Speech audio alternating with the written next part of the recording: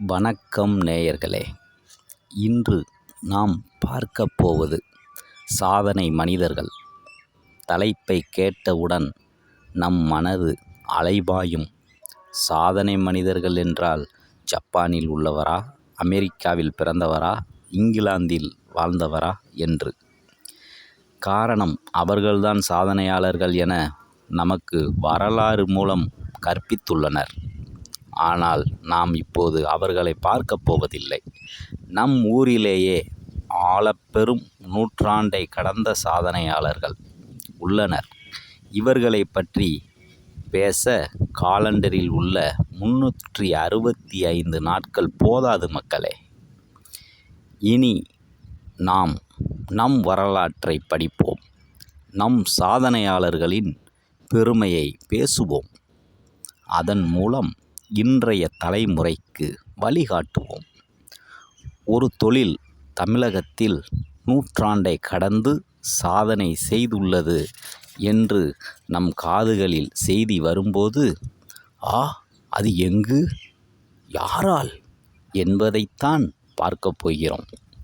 தமிழகத்தின் குட்டி ஜப்பான் என்று அழைக்கப்படும் நகரம்தான் சிவகாசி.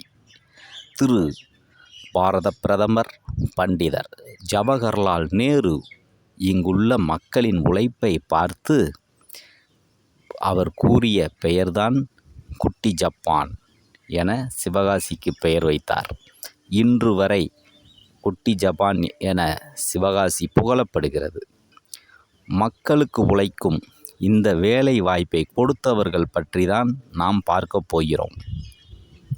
நம் நாட்டின் பிரதான தொழில் விவசாயம். ஆனால் அதற்கான வாய்ப்பு சிவகாசியில் இல்லை. ஏன் எனில், வெயிலின் தாக்கம் அதிகம் உள்ள கந்தக பூமி சிவகாசி. முறையான வேலை வாய்ப்பு இன்றி அங்கு மக்கள் தவித்து வந்தனர். இப்படி சூழ்நிலையில்தான் 1921-22ஆம் ஆண்டு காலகட்டத்தில் நாளிதழில் ஒரு செய்தி விளம்பரம் வந்தது.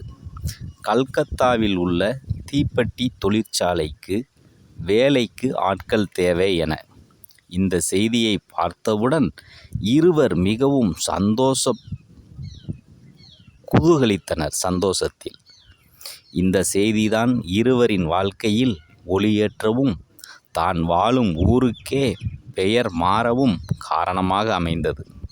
திரு ஐயன் மற்றும் அவரது நண்பர் திரு சண்முகம் இருவரும் கல்கத்தா சென்று தீப்பெட்டி ஆலையில் வேலைக்கு சேர்ந்தனர்.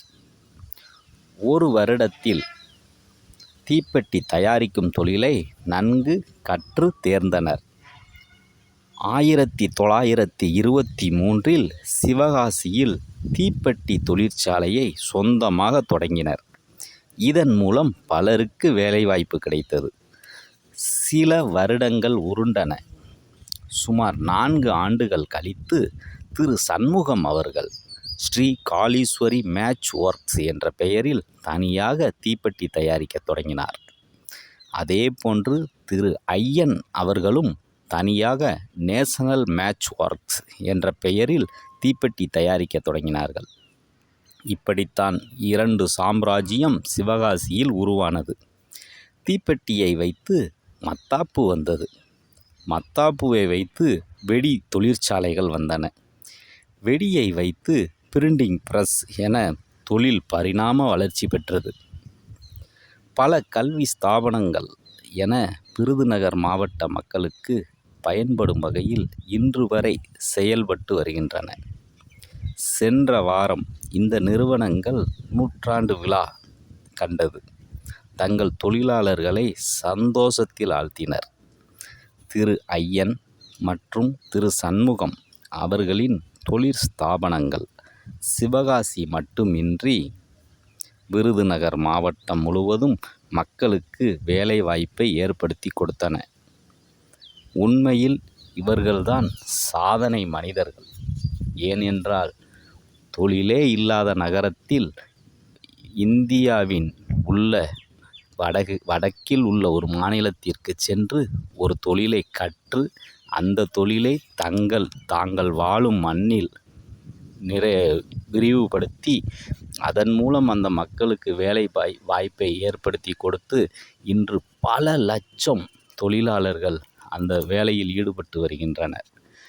அங்கு பல கல்வி ஸ்தாபனங்களை உருவாக்கி வருங்கால தலைமுறைக்கு கல்வியையும் போதித்து வருகிறது இந்த இருவரின் தொழில் சாம்ராஜ்யம். இவர்களைப் போன்று ஒவ்வொரு இளைஞர்களும் உருவாக வேண்டும் என்பதுதான் நம் அனைவரின் நோக்கம். ஆகையால் வாழ்க்கையில் தொலைநோக்கு பார்வையை உருவாக்குங்கள். முடியும் என்று நினைத்தால்தான் எதுவும் சாத்தியம். முடியாது என நினைத்துவிட்டால் சிறு புல்லை கூட நம்மால் பிடுங்க முடியாது. இன்று நூற்றாண்டு கடந்து இந்த தொழிற் ஸ்தாபனங்கள் நல்ல முறையில் இயங்கி வருகிறது. ஆனால் சில சட்ட சிக்கல்கள், சில இயந்திர புரட்சிகளின் காரணமாக தற்போது நலிந்தும் வருகிறது.